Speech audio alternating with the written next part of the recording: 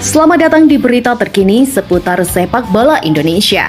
Kali ini kami akan mengupas kabar menarik yang sayang untuk Anda lewatkan. Yuk, simak pembahasan selengkapnya hanya di sini.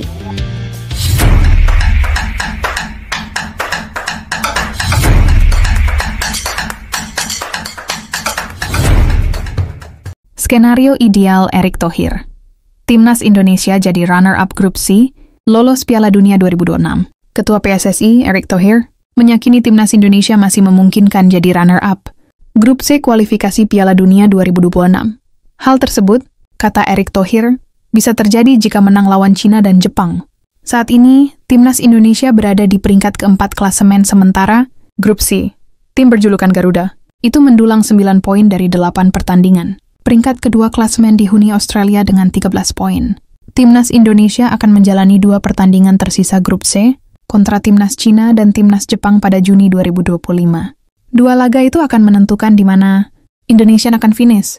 Kita harus optimistis. Posisi kedua tidak mudah. Tapi kamu tidak pernah tahu sepak bola, ujar Erick Thohir dalam kanal YouTube The Hayway. Secara matematis, Indonesia masih bisa menjadi runner-up klasemen akhir grup C. Namun, Indonesia tidak bisa hanya bermodal kemenangan pada 2 laga. Tersisa akan tetapi bergantung hasil tim lain. Jika kita menang melawan Cina dan Jepang, kedua laga tidak mudah. Saya tidak ingin meremehkan keduanya. Apalagi Jepang, kita bermain tandang, ucap Erick Thohir. Tapi sepak bola selalu 50-50. Ketika kita percaya diri untuk imbang, menghadapi Timnas Australia, lalu kita kalah 1-5, yaitu sepak bola imbuhnya. Ranking pertama dan kedua, grup C akan lolos langsung ke putaran final Piala Dunia 2026. Sedangkan urutan keempat dan kelima bakal bermain di putaran keempat, kualifikasi Piala Dunia 2026 zona Asia. Jepang sudah memastikan sebagai juara grup C dengan perolehan 20 poin. Raihan poin Jepang tak mungkin dikerja tim lain dengan 2 laga tersisa. Sementara Timnas Indonesia tertinggal 4 angka dari Australia di posisi kedua. Pada 2 laga mereka, Australia akan menjamu Jepang dan tandang ke markas Arab Saudi. Ada habisnya, media asing soroti kemungkinan Timnas Indonesia menambah pemain keturunan Jelang versus China. Tim nasional sepak bola Cina akan meladeni tuan rumah Timnas Indonesia pada laga ke-9 putaran ketiga grup C kualifikasi Piala Dunia 2026 zona Asia bulan Juni mendatang. Pertandingan Timnas Indonesia kontra Cina digelar di Stadion Utama Gelora Bung Karno, SUGBK, Jakarta, tanggal 5 Juni 2025. Masih ada waktu 1,5 bulan bagi kedua tim untuk meningkatkan persiapan. Timnas Cina masih berkutat sebagai juru kunci di grup C dengan nilai 6, setelah 2 kekalahan beruntun pada periode Maret 2025. Sementara Timnas Indonesia dalam posisi lebih baik, berada di urutan keempat dengan nilai 9, dan punya kans lebih besar untuk lolos fase berikutnya. Selain bakal adanya teror dari puluhan ribu pendukung Timnas Indonesia di Stadion GBK, ada kekuatan lain yang akan diwaspadai kubu Cina, yakni kekuatan Timnas Indonesia, yang kabarnya akan bertambah dengan masuknya pemain baru. Media Cina 163 memuat berita mengenai rencana Timnas Indonesia untuk menambah kembali pemain berstatus keturunan di skuad Garuda. Tak ada habisnya, Indonesia akan menaturalisasi 3 pemain keturunan Inggris lagi untuk mempercepat persiapan kualifikasi Piala Dunia melawan Cina. Demikian judul pemberitaan media tersebut yang diposting Selasa, 22/4/2025. Dengan ini, mode menambah kekuatan khas Indonesia akan kembali digulirkan, dan kali ini mereka mengandalkan strategi naturalisasi yang sudah tidak asing lagi. Lanjut naskah dari artikel itu. Ketiga pemain keturunan yang dimaksud adalah Pascal Struijk, Jensen Seelt, dan Miljan Manhoef. Pascal Struijk merupakan pemain berdarah Indonesia yang cukup sukses di Premier League bersama Leeds United. Kakek dan nenek dari ayah Struijk merupakan orang yang berdarah Indonesia. Adapun untuk Jensen Seelt yang berposisi sebagai bek Sunderland, diketahui memiliki darah keturunan Indonesia dari kakeknya yang berasal dari Maluku. Sementara Miljan Manhoef memiliki darah Indonesia dari kakeknya. Manhoef juga memiliki darah Suriname melalui ibunya. Pascal Struijk bertemu dan berkomunikasi mendalam dengan tim pelatih Indonesia di Inggris. Harga transfer Struijk saat ini adalah 16 juta euro, harga yang sangat tinggi di kualifikasi Piala Dunia zona Asia. Indonesia memang gila. Jumlah dan kecepatan penambahan kekuatan ini mungkin tak tertandingi bahkan di seluruh dunia sepak bola. Lanjut tulisan dari 163. Jika kalah, timnas Cina akan langsung tersingkir. Indonesia bisa menuntaskan rencana penambahan kekuatannya, itu akan sangat berbahaya bagi timnas Cina, tulis 163 di akhir pemberitaan. PSSI semakin serius dalam membangun timnas Indonesia dengan menggabungkan pemain-pemain keturunan yang memiliki potensi besar untuk bermain di tingkat internasional.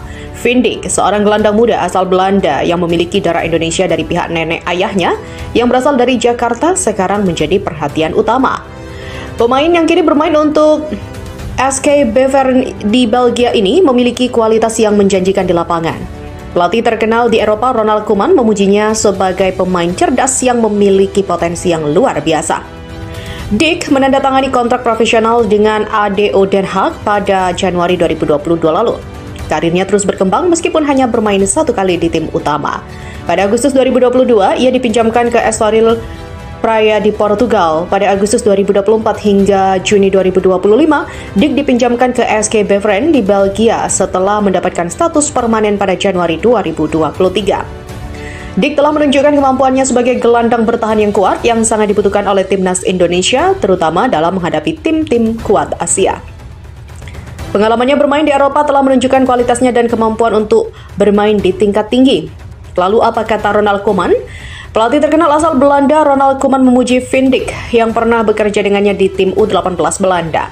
Koeman menyebut Dijk sebagai pemain cerdas dengan pemahaman permainan yang matang dan kemampuan teknis yang luar biasa, dan dia percaya bahwa Dijk memiliki potensi besar untuk berkembang lebih jauh dan dapat menjadi pemain yang sangat penting bagi tim yang ia bela. Pujian ini menegaskan keyakinan PSSI bahwa Dijk dapat membantu timnas Indonesia di masa depan.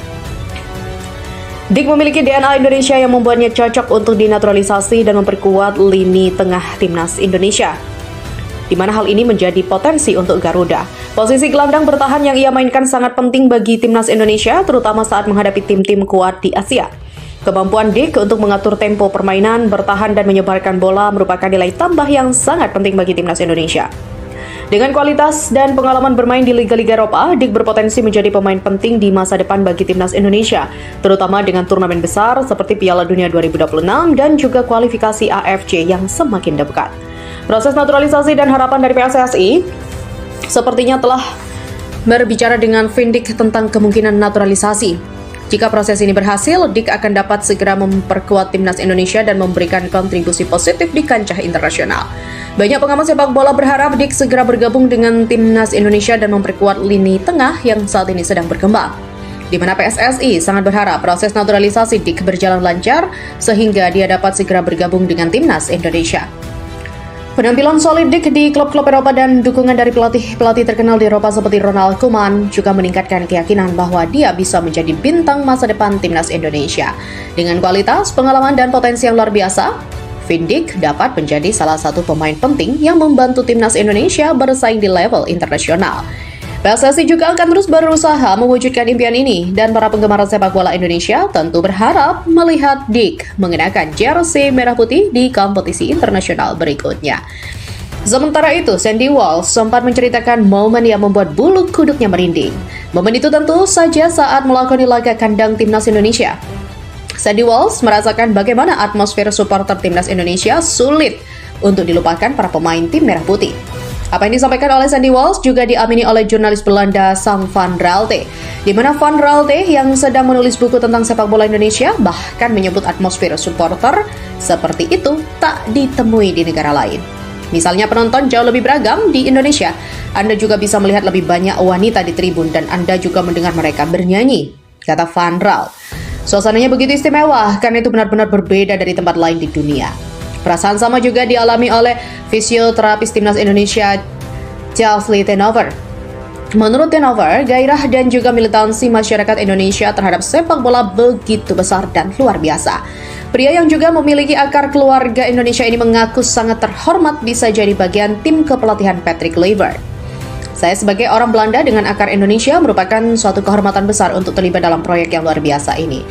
Tenover bercerita bagaimana gairah orang Indonesia seperti berasal dari dunia lain, fenomena yang menurutnya jarang ia temui. Ketika saya pergi ke mall selama periode pertandingan internasional terakhir, saya harus berkedip. Orang-orang datang dari segala arah untuk berfoto dan meminta tanda tangan para pemain, bahkan mereka memanggil nama saya. Anda mungkin berpikir bahwa sepak bola di Indonesia menyenangkan untuk ditonton dan suasananya mirip dengan di Eropa. Namun faktanya, para supporter mengetahui nama seseorang dari staf medis dan ingin berfoto dengannya. Hal itu mungkin tidak terjadi di negara lain. Atmosfer di Stadion Utama Gelora Bung Karno saat timnas Indonesia melawan Bahrain beberapa waktu lalu juga sangat sulit dan tak terlupakan. Saat Anda memasuki stadion bersama tim dan 70.000 orang bernyanyi, melompat, berdoa, dan berteriak dalam satu tarikan nafas, itu membuat Anda merinding. Dilihat dengan mata kepalanya sendiri, TNO Ever juga mengaku sangat kagum saat semua kalangan, tua, muda, kaya, dan miskin semua datang ke stadion untuk mendukung tim Merah Putih. Saya telah menyaksikan pertandingan sepak bola di seluruh dunia, tapi jarang sekali saya merasakan kebanggaan, atmosfer, dan kecintaan seperti ini terhadap pemain kita sendiri. Demikian jelasnya. Di sisi lain, Ketua Umum PSSI, Erick Thohir, akan mempercepat perburuan sosok yang tepat untuk posisi Direktur Teknik atau Dirtek. Ya, langkah ini dilakukan guna menyelaraskan formula timnas dari junior hingga senior seperti yang sudah dilakukan oleh Uzbekistan, Jepang, dan Korea Selatan. Posisi Dirtek PSSI telah lowong sejak lama, tepatnya sejak Dirtek sebelumnya Indra Syafri ditunjuk sebagai pelatih timnas Indonesia U20 pada pertengahan 2023. Dan sejauh ini, PSSI juga mencoba mengakalinya dengan merekrut Jordi Cruijff sebagai technical advisor atau penasihat teknis. Kehadiran putra legenda sepak bola Belanda Johan Cruijff itu juga diharapkan dapat membantu PSSI dalam mencari sosok yang tepat untuk menjadi Dirtek. Erick Thohir berpendapat Dirtek dibutuhkan PSSI untuk membuat harmonisasi antara seluruh timnas secara berkelanjutan. Apalagi saat ini momennya sedang bagus karena timnas Indonesia U17 berhasil melaju ke Piala Dunia U17 2025. Dalam keterangannya dipetik pada Sabtu 19 April, Erick Thohir mengatakan, "Kami punya momentum bagus di timnas U17 yang mampu menjaga tradisi prestasi. Jika sebelumnya main di Piala Dunia karena tuan rumah, kali ini lolos dari kualifikasi. Terlebih, agenda pada timnas Indonesia sepanjang 2025, setelah Piala Asia U17 beres, pasti ada Piala Dunia U17 2025 yang akan digelar pada November mendatang di Qatar. Namun sebelum itu, ada juga timnas Indonesia U23 yang akan menjalani Piala AFF U23 2025 pada Agustus. Kualifikasi Piala Asia 2026 pada September dan SEA Games 2025 di Thailand pada Desember. Untuk timnas Indonesia senior masih ada putaran ketiga kualifikasi Piala Dunia 2026 zona Asia pada Juni. Berpotensi lanjut hingga tahun depan andai Garuda maju hingga putaran keempat dan kelima. Oleh karenanya, setelah ada Jordi Cruijff sebagai penasihat teknis, kami segerakan kehadiran Dirtek untuk memformulasikan program pembinaan prestasi yang kontinu. Cruijff sudah punya petanya setelah dia dikontrak dan bekerja, dan hal itu siap dibahas lebih lanjut dengan Dirtek PSSI. Demikian kata pria yang juga Menteri BUMN ini. Tak hanya itu, Erick mencontohkan Uzbekistan, negara Asia yang mulai menonjol dalam beberapa tahun terakhir. Ia menyebut negara pecahan Uni Soviet itu kini sudah menyamai Jepang dan juga Korea Selatan. Kita lihat di Piala Asia U17, bagaimana Uzbekistan sudah menyamai Jepang dan Korsel yang punya sistem permainan dan pembinaan sehingga kualitas timnya merata dari junior hingga senior. Kita ingin mengejar mereka, tegas Erick Thohir.